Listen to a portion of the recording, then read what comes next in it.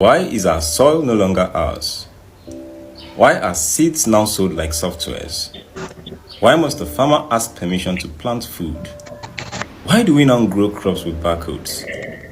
GMO, 3 letters they throw around like it's innovation.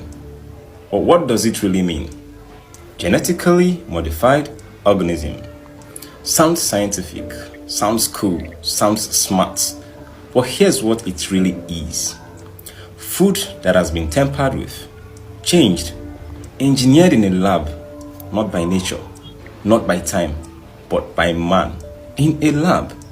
Imagine mixing the DNA of a fish into tomato, or inserting the chemical that kills pests straight into your maize.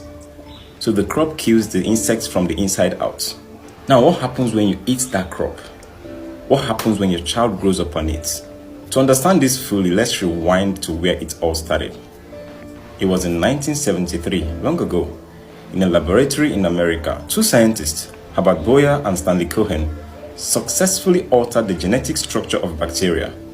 That experiment changed the world forever, because once they learned how to reprogram life, they believed they could redesign nature. Now fast forward to 1994, the first GMO food entered the market. A tomato called Flavor Saver. Please pardon my pronunciation. This tomato didn't rot quickly. It stayed fresh on the shelf for weeks. Wonder. People thought it was a miracle. But behind that miracle was Monsanto, a company not interested in feeding the world. They could care less, but in owning the world instead. Monsanto created GMO seeds that were patented, meaning once you plant them, you can't replant the seeds next season. You must buy again and again and again. If you save the seed, they can take you to court. Crazy, right? This is not agriculture. This is monopoly. It is digital slavery, planted in the soil. And just when you thought it was only happening in America, the billionaires rose and came in. The Bill and Melinda Gates Foundation stepped in.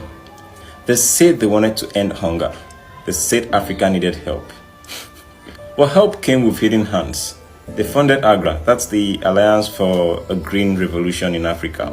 They pushed GMO seeds into Nigeria, same with Kenya. They pushed it into Ghana. They pushed it to Malawi, Zambia, almost the whole of Africa and sub-Saharan Africa.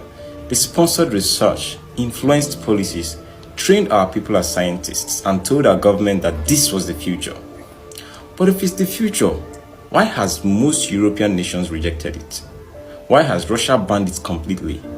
Why did India rise up and throw the Gates Foundation out after a wave of farmer protests? Ask yourself, if GMO is so good, why do the rich countries say no while the poor ones are told to say yes? This is not about feeding Africa. It's about feeding their control. Because once they own your seed, they own your land. Once they own your land, they own your food.